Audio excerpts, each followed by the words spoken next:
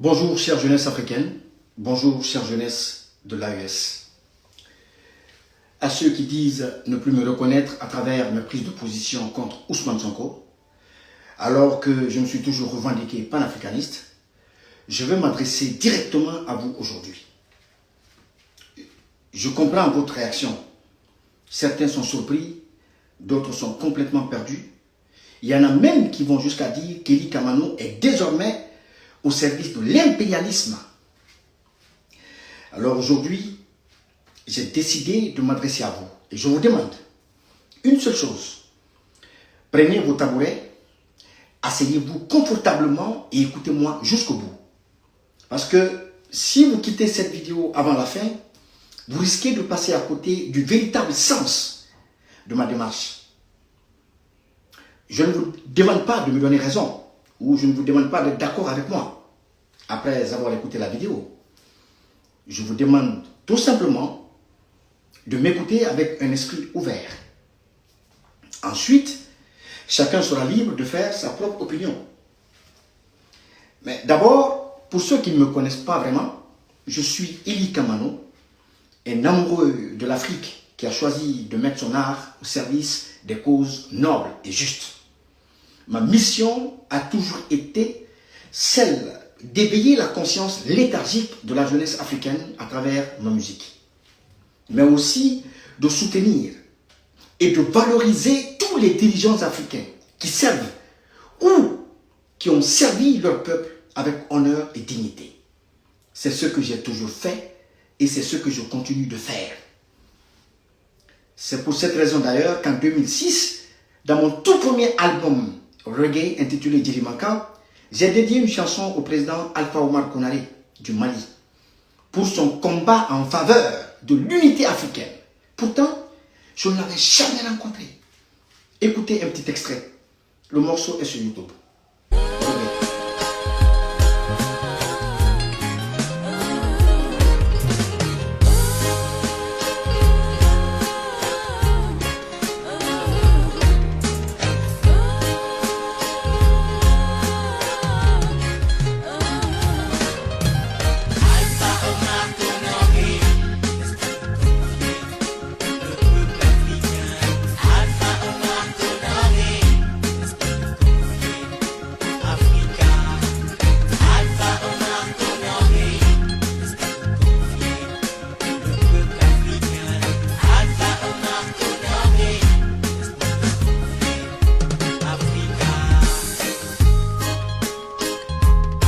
En 2016, j'ai dénoncé la déportation du président Laurent Gbagbo à la CPI dans une chanson intitulée « Ramener Gbagbo en Afrique ».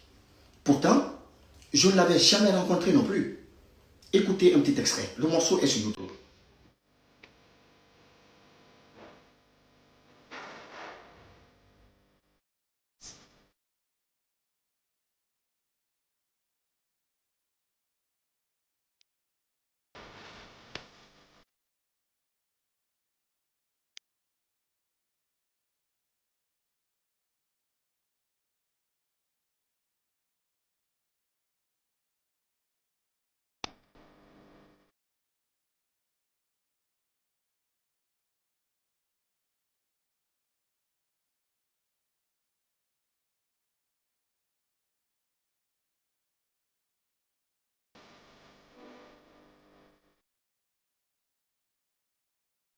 En 2022, je me suis levé contre les sanctions de la CEDEAO contre le Mali et contre les menaces de bombardement visant le Niger.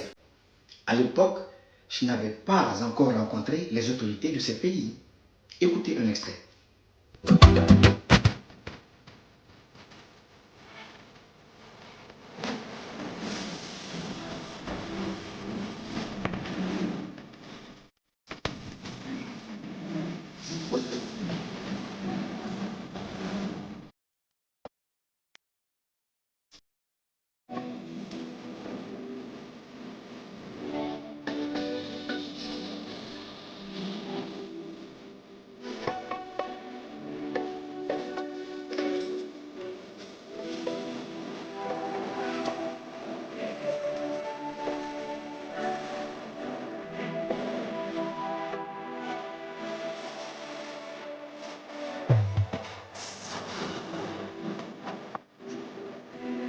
En 2023, je suis allé à Niamey pour donner des spectacles afin de remonter le moral du peuple nigérien pendant qu'il vivait sous la menace d'un bombardement. Écoutez une partie. La protection et la liberté du peuple nigérien. Pendant que la CEDEAO décide d'attaquer le Niger, le peuple souverain se dresse et s'apprête à aller en guerre.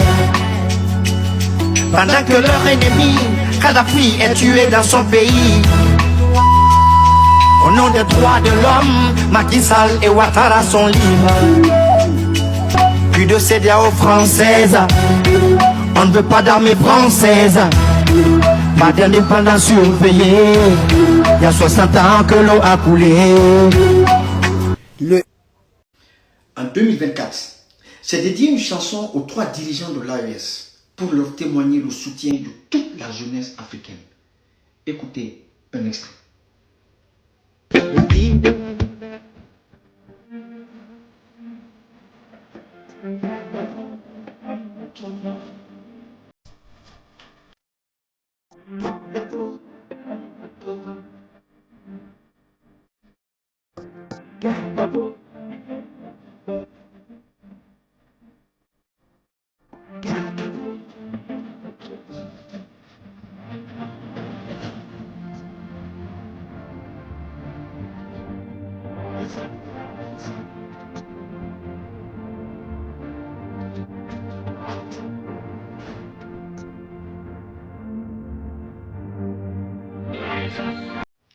Et c'est justement pendant mon séjour au Niger en 2023 qu'une nouvelle m'a profondément bouleversé.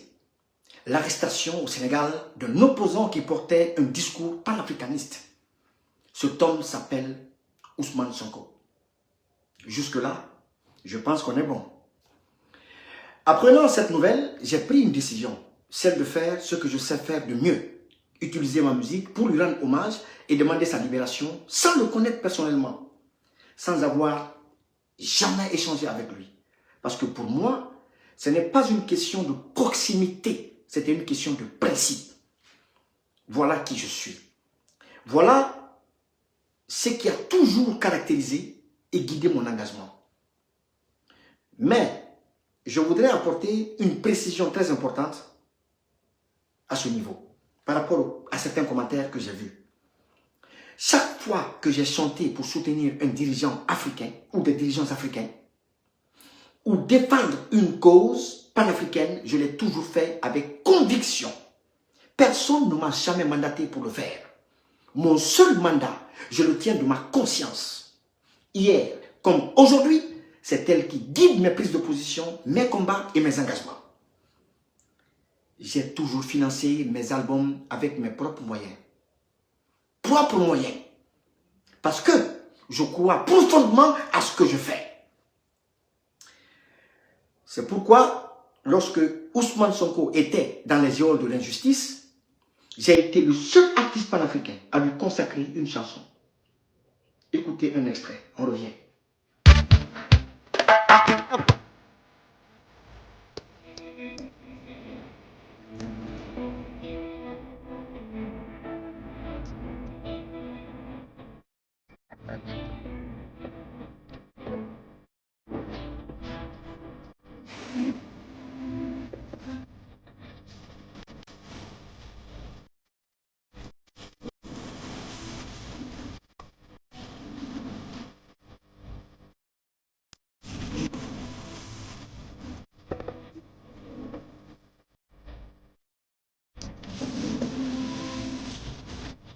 Je sais qu'il y a des artistes sénégalais qui ont chanté pour lui.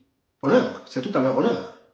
Mais l'artiste panafricain qui a fait de son combat une cause personnelle, qu'il a soutenue sans rien demander, sans rien attendre en retour, c'est bien moi.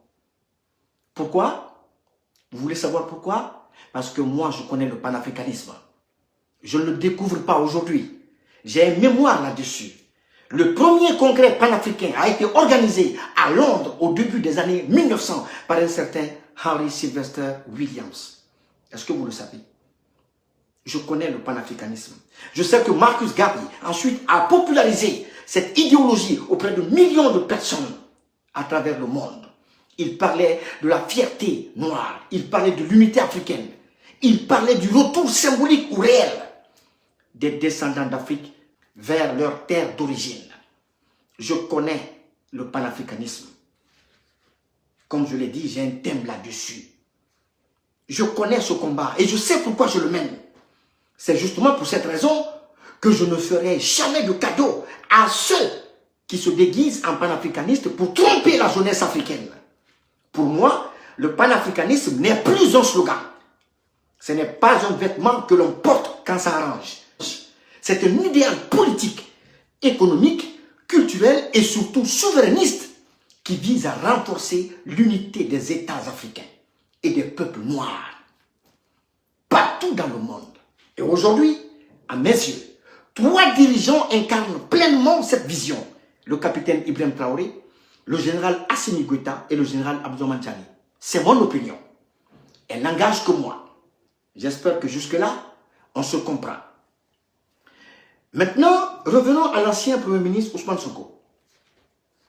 Je vais vous expliquer pourquoi aujourd'hui, je ressens une immense colère contre lui.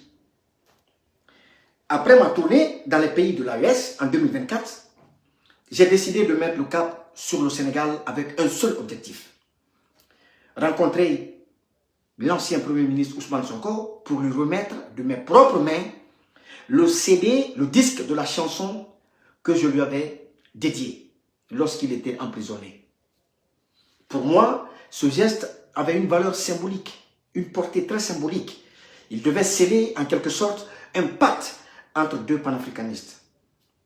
J'arrive donc à Dakar, je loue un appartement à mes frais pendant plusieurs jours. Je donne des conférences sur la situation au Sahel et sur celle de la Guinée. Les vidéos sont toujours disponibles sur les réseaux sociaux. Mais je précise également qu'avant mon arrivée à Dakar, des jours avant mon arrivée à Dakar, une demande d'audience à mon nom avait été déposée à la primature. Alors j'arrive, j'attends. Les jours passent. Je reste 10 jours à Dakar, entièrement à mes frais. Au 10e jour, je me dis, ce n'est pas grave, il doit être occupé. Je le rencontrerai une prochaine fois. J'achète donc un billet d'avion pour repartir le lendemain. Mais entre-temps, 2 amis militants du PASTEF viennent me voir. Ils me disent, laisse-nous essayer de faire quelque chose. Nous allons voir si nous pouvons obtenir une rencontre avec le Premier ministre. Je leur réponds, je dis, waouh, c'est bien. Mais je quitte Dakar demain soir. Si vous pouvez faire quelque chose, il faut que ça soit dans la matinée. Ils disent, ok. Alors nous nous quittons ainsi.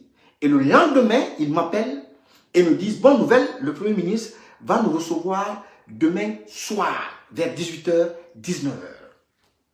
Là, je me suis retrouvé face à un dilemme, un véritable dilemme. Parce que mon billet d'avion était déjà acheté. Et mon départ était prévu exactement à la même heure que ce rendez-vous. Il fallait faire un choix. Alors je me suis dit, un billet d'avion, ça peut se racheter. Mais une rencontre comme celle-là ne se représente peut-être jamais. Donc il faut, en tant que bon panafricain, il faut saisir l'opportunité.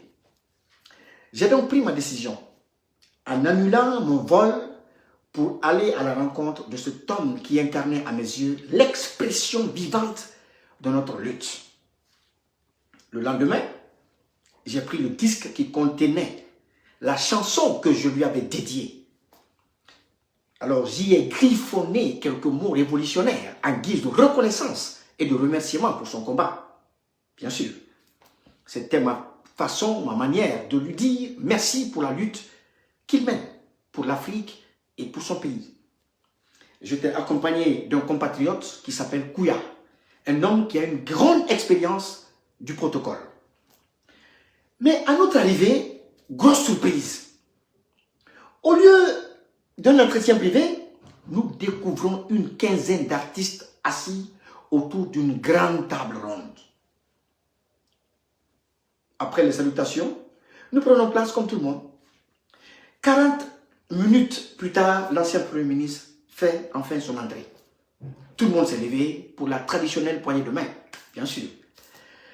Quand il arrive devant moi, il me regarde et me dit simplement, Eli, ça va? D'un ton particulièrement froid.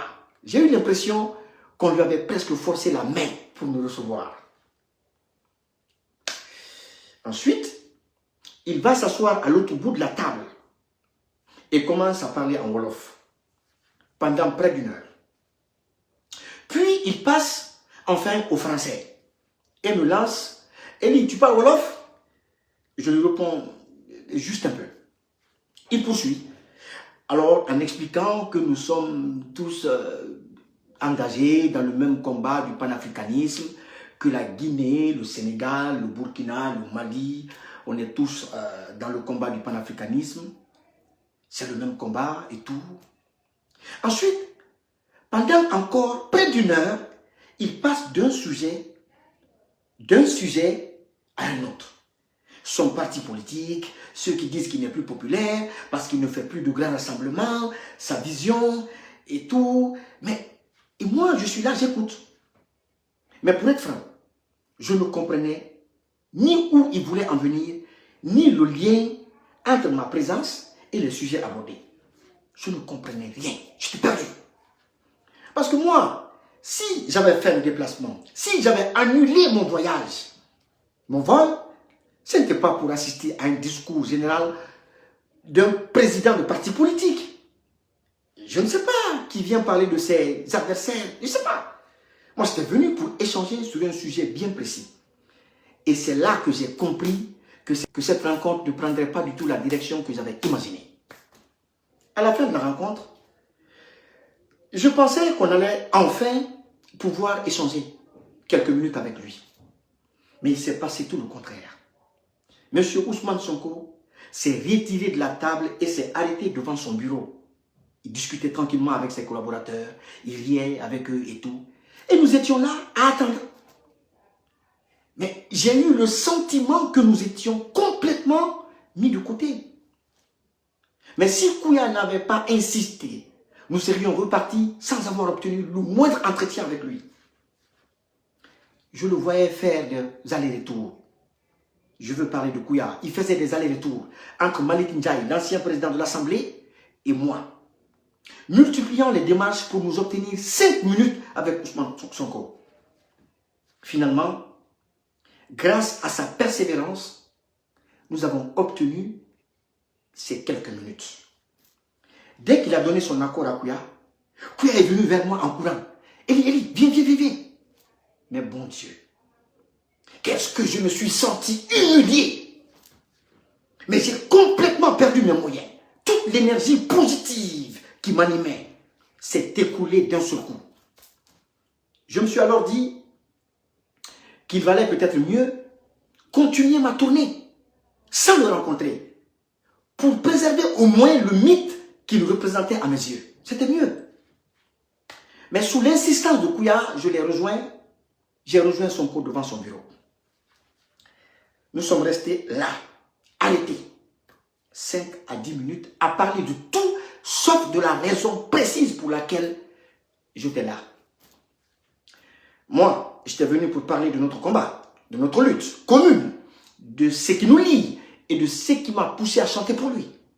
Mais j'ai été surpris lorsqu'il a engagé la discussion en parlant de la Guinée. Mais je n'étais pas là pour ça.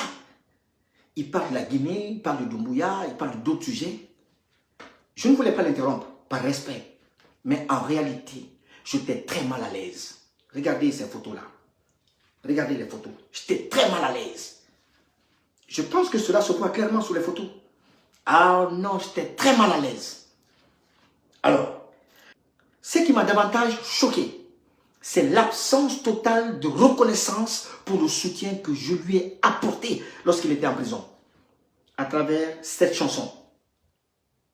Je ne demande rien, absolument rien, si ce n'est un minimum de gratitude. Parce que, soyons clairs, si j'avais voulu tirer un avantage de cette situation, j'aurais pu demander son parti politique de me verser des droits d'auteur pour l'utilisation de cette chanson pendant les campagnes à travers tout le Sénégal. J'aurais pu le faire, mais je ne l'ai jamais fait. Pourquoi? Parce que je n'ai pas écrit et chanté cette chanson pour une campagne électorale ou une campagne politique. Je l'ai faite pour soutenir un homme que je considérais comme un opposant, injustement arrêté et emprisonné. Si, par la suite, ces militants ont utilisé cette chanson dans leurs activités politiques, cela relève d'une autre question. Notamment celle des droits d'auteur. Parce que j'en suis l'auteur.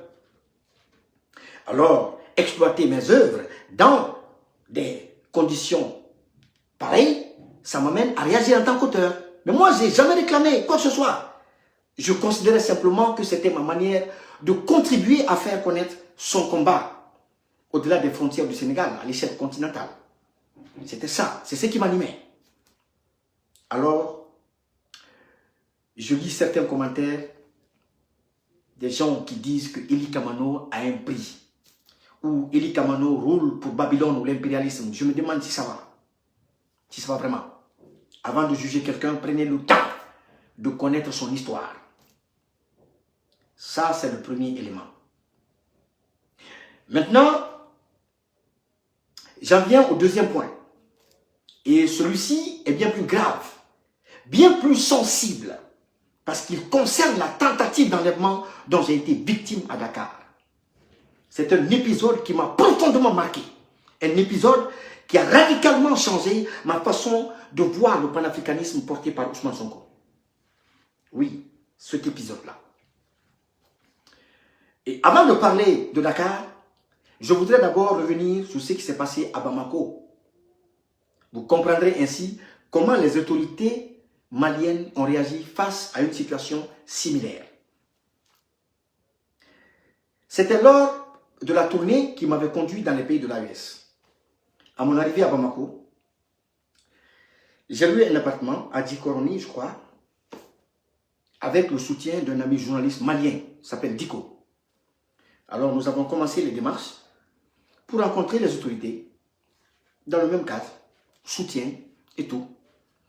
Un jour, je reçois un appel de Conakry. On m'informe qu'une mission est arrivée à Bamako avec pour objectif de m'enlever.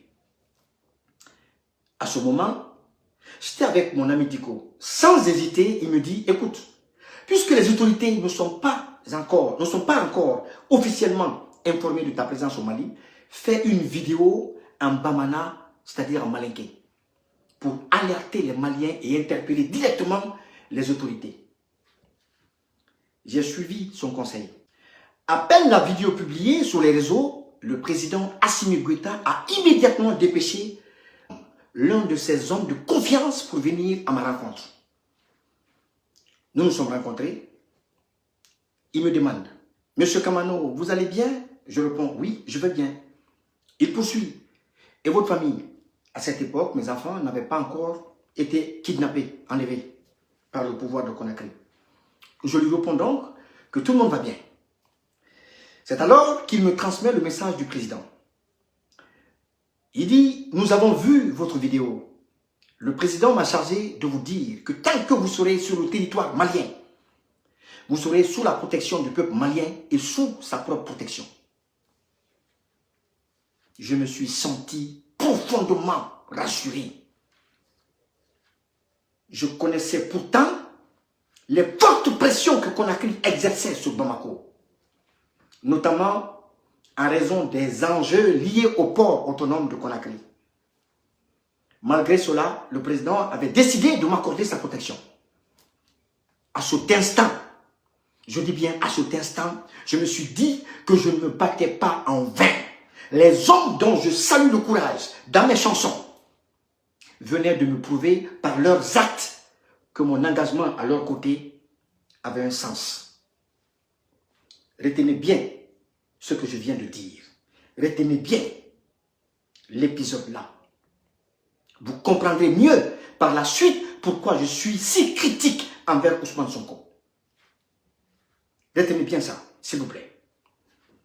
Après Bamako, J'ai donc pris la direction de Dakar pour une deuxième fois. Dès que les autorités de Conakry ont appris ma présence au Sénégal, un dispositif a été mis en place avec le concours des services de renseignement du Sénégal pour tenter de m'interpeller ou de m'enlever. Mais avant d'aller plus loin, je voudrais rappeler un élément très important qui, selon moi, permettra de mieux comprendre le contexte.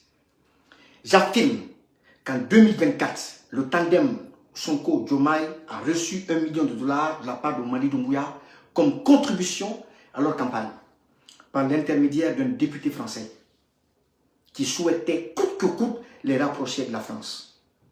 C'est une information vérifiée et vérifiable. Et à mes yeux, c'est ce qui explique d'ailleurs l'interdiction systématique de toutes les activités visant à dénoncer le régime de Conakry sur le sol sénégalais. La preuve, regardez cette image. Une activité destinée à dénoncer les enlèvements en Guinée a été interdite au Sénégal. Et ses organisateurs ont été interpellés. Pour moi, c'est la conséquence directe des accords conclus entre Conakry et Dakar. Maintenant, revenons à ce que j'ai vécu personnellement. Lorsque leur tentative de m'enlever a échoué, j'ai publié une vidéo dans laquelle je retraçais les événements avec des témoins que j'ai cités et les éléments dont je disposais. J'ai contacté plusieurs députés de PASTEF que je connais afin qu'ils informent Ousmane Sonko. J'ai également alerté la presse, notamment Sénéweb, qui a largement relayé l'information. Pendant ce temps, je suis resté bloqué dans mon immeuble de 18h à 23h parce que le commando était en bas de l'immeuble. Les 2 gardiens de l'immeuble avaient été arrêtés et malmenés afin qu'ils indiquent mon appartement. Vous savez qui m'a sorti de cette situation? Vous savez qui m'a sauvé de cette situation? C'est le panafricaniste capitaine Ibrahim Traoré. Lorsque j'ai compris que je n'avais plus aucune issue, j'ai immédiatement envoyé un message à qui de droit. Et peu de temps après, j'ai été informé que des consignes avaient été données par le président pour venir me récupérer. Je suis convaincu que si ce jour-là, ces ennemis de notre lutte avaient mis la main sur moi, mon histoire se serait arrêtée là. L'histoire de Eli Kamano se serait arrêtée là. Parce que je connais le sort qui a été réservé à certains de mes amis, de mes proches. Je connais.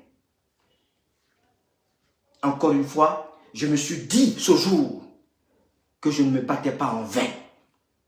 Les hommes dont je salue le courage tous les jours dans mes chansons venaient de démontrer par leurs actes que mon engagement à leur côté avait un vrai sens. Sauf un seul, Ousmane Sonko. Pourtant, l'information était publique. Elle avait été relayée par la presse. Des députés de son propre parti politique l'avaient informé. Même les services de renseignement l'avaient informé. Je le sais. Parce qu'ils m'appelaient tous les jours. Les services de renseignement m'appelaient tous les jours. Pour me mettre la pression. Ils me disaient, oh, nous voulons vous rencontrer pour entendre votre version des faits. Venez seul, ne venez pas accompagner. Je dis, mais pourquoi? Je leur ai répondu, je n'ai aucune version à vous donner. Si vous voulez savoir ce qui s'est réellement passé, allez-y interroger les 2 gardiens qui ont été molestés. Ce n'est pas moi. Moi, je n'ai même pas vu ces gars. Moi, j'ai été informé. Eux, ils vous diront toute la vérité. Malgré tout cela, malgré la grande médiatisation de cette tentative d'enlèvement, je n'ai reçu ni message, ni appel, ni la moindre réaction de sa part. Et c'est cette personne que vous présentez comme un panafricaniste. Quel colloque panafricain a-t-il organisé à Dakar pour soutenir concrètement les actions de nos chefs d'État dans le Sahel, à part de beaux discours destinés à nous séduire ou à séduire la jeunesse africaine, comme l'ont fait d'autres artistes et d'autres anciens panafricains, qui chantaient hier Sankara, qui chantaient hier Lumumba, Modibo et tant d'autres. mais qui crache sur Assimi, Ibé et Tiani aujourd'hui. Moi, je n'ai aucun problème avec notre lutte. Je n'ai aucun problème avec le panafricanisme. Ce que je refuse, c'est qu'on utilise ces idéaux pour tromper les gens. Donc voilà mon problème. J'ai été trahi par Sonko. J'ai été vendu par quelqu'un pour qui j'ai chanté avec amour, sincérité et conviction. Je n'ai jamais rien réclamé en retour. Je n'ai jamais demandé de droit d'auteur sur cette musique. Jamais. Alors même qu'elle a accompagné toute sa campagne. Je l'ai fait par engagement. À une époque où il traversait les moments les plus difficiles et les plus sombres de son combat. Aujourd'hui, ce n'est pas sa lutte au plan national que je remets en cause. Attention. Ce n'est pas sa lutte au plan national que je remets en cause. Mais son panafricanisme à géométrie variable. C'est ce que je remets en cause. Eli Kamano, pourquoi attaques-tu le camarade Ousmane Sonko? Depuis quand est-il devenu votre camarade? Depuis quand? Permettez-moi à mon tour de vous poser une question. Vous pouvez aujourd'hui le constater, nous le savons tous. Vous avez aujourd'hui l'un de vos camarades, Kémy Séba, qui est privé de liberté en Afrique du Sud. Avez-vous manifesté pour le soutenir? Avez-vous élevé la voix pour exiger le respect de ses droits? On peut ne pas être d'accord avec toutes ses prises de position ou avec l'ensemble de sa démarche. Je suis d'accord. On peut ne pas être d'accord. C'est discutable. C'est le droit de tout un chacun. Mais une chose est incontestable. Il a énormément sacrifié pour cette cause. Son passeport français. Il a rompu avec des biens, des privilèges et mis en péril des relations qui auraient pu lui assurer une vie plus confortable. Alors, avant de distribuer des brevets de camaraderie, commençons d'abord par être solidaires à ceux qui payent le prix de leurs convictions. Commençons d'abord par ça. Je ne trahirai pas le panafricanisme. Encore une fois, pour terminer, je ne remets pas en cause la lutte au plan national de M. Ousmane Sonko. Mais je remets sérieusement en cause son panafricanisme. À bon entendeur, salut.